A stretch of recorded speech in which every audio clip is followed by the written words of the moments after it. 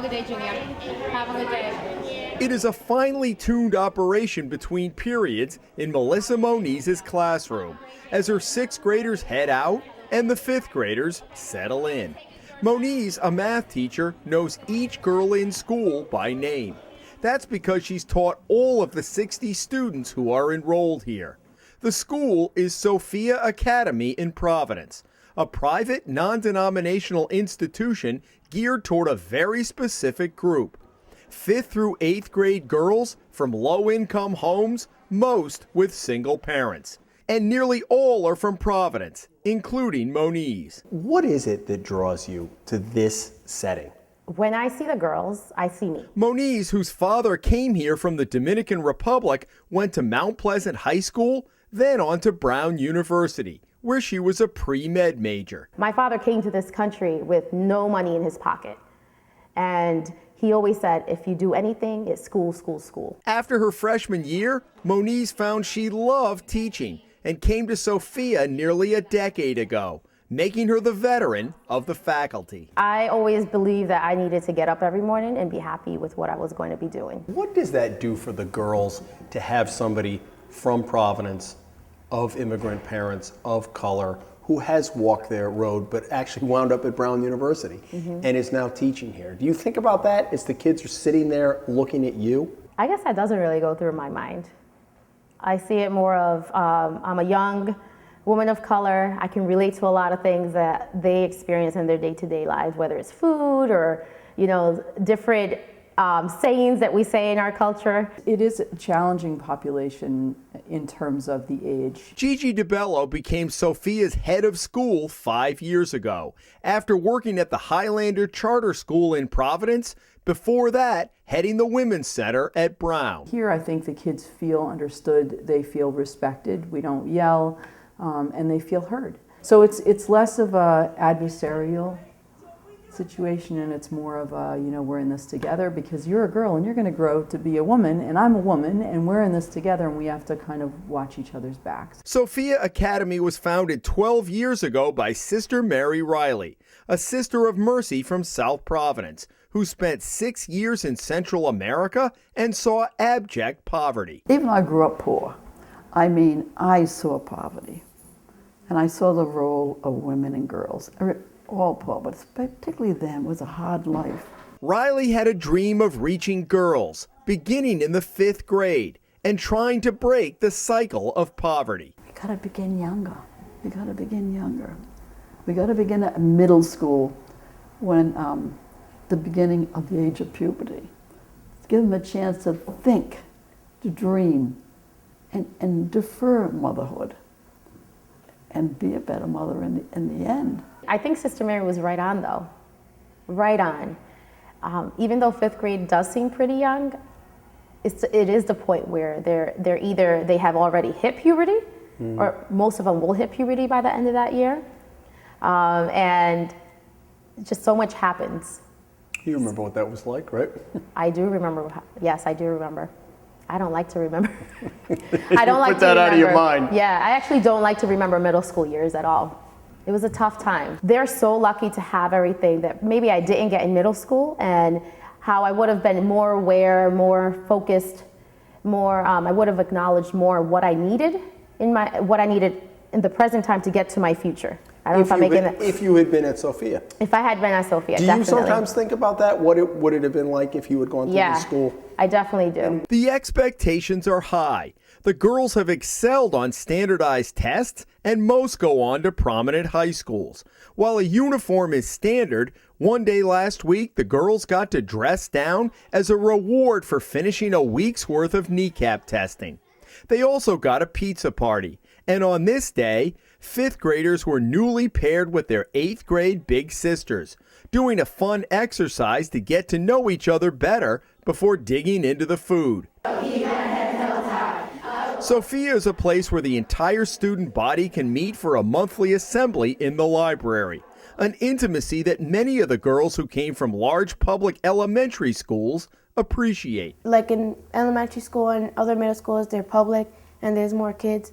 You don't get a lot of attention, and when there's a smaller class, it's just like you have one connection with each other, and you have your teachers, and your teachers really focus on you. Teachers get to talk to you more, and you have more one-on-one time with them.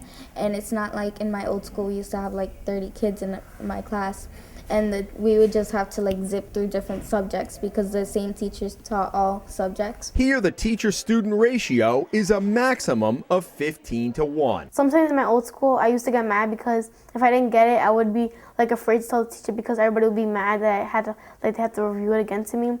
But with Miss Moniz, if I ask her to review it, nobody gets mad because some people don't get it too. So it's easy for her to review it. I used to hate math so much, but I learned how to divide, so that made it easier for me. Was that Mrs. Moniz? Yes. I hear she's pretty good at math. Yes. Yeah.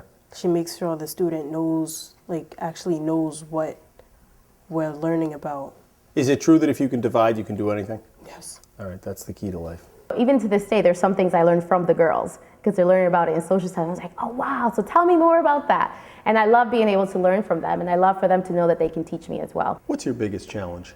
Here at Sophia, making sure that I'm giving students who need enrichment, students who are ready to fly, to give them what they need, and making sure that I give the students that need more support to give them that. As a private school, Sophia relies on donations and grants to cover its $900,000 annual budget. And while each family is expected to contribute something toward tuition, it's on a sliding scale and covers only a fraction of the total budget. That gave Gigi DeBello some pause when she came here in 2007. If the mission is good and the founder is solid and there's the inspiration piece there and it makes sense, then that stuff will take care of itself. You put together a solid team, but the money part was daunting. This is an independent school, and most independent schools are built on a model where the tuition is what feeds the school, and so it's a pretty sound business model. Even during a difficult economic crisis, you don't have the tuition, you lay off some teachers, but it's still what makes the school run, and if you've been around for 300 years, you have an endowment and you have alum and so on and so forth. Sophia Academy is really in its infancy. And at the Bayviews, the Hendrickens, the Exeters, the St. Andrews, established, and usually there's a pipeline of money. Correct, And that's the antithesis and here. That's exactly right. I mean, our model it kind of turns that upside down, so our tuition makes up 3% of our total budget. And DeBello says Sophia faces a set of challenges different from many other independent schools. The goal for us here is to do a wonderful job during the school day so they feel intellectually engaged and really excited about what they're learning, so that they want to bring that enthusiasm and excitement home and engage their families. Of course, it's a challenge because poverty brings challenges. So whether it's that they're moving a lot, or whether it's that there's a lot of anxiety in the home because they're trying to pay the bills, the families, or whether there's families that are breaking up while the kids are here, or whether there's domestic violence or abuse, somebody's homeless, somebody's going to jail. All of these things are things that come up for us on a regular basis. The families tell us time and again they're really interested in somebody who cares as much about their kid as they do, and who's going to really take the time to kind of be there and walk through them when it gets hard. The school is taking a big step as it plans to move from its current location, renting this building from St. Edward's Church on Branch Avenue, to a new location in South Providence, where most of its students live. Sophia is buying the old ALP building on Elmwood Avenue, expecting to move in within the next 2 years. The board of directors has raised nearly half of the $1.5 million goal. We'll be in that building within 2 years, and we'll own that building, and it sends a really strong message to our donors, to our families, to our teachers that we're here, and we're here to stay. We're here to have a foothold in a community. What is the best part of your job? Being with the students. I absolutely love being with them and learning about them. I always say to the girls, this is a two-way street. So I'm going to give you something, you're going to give me something back in return. We're going to go back and forth. So I have to say being in my classroom is the absolute best part, and being able to see the girls. And you mentioned earlier that I teach everyone. So I do get to see the 8th graders that I have now I've had since 5th grade. I get to see their growth. I get to see how they develop as young women and also as students, and it's just a beautiful thing to be able to witness. Have a great day, Sophia. Have a great day, Dustin. Have a great day, Dustin. In Providence, Jim Hummel for the Hummel Spotlight.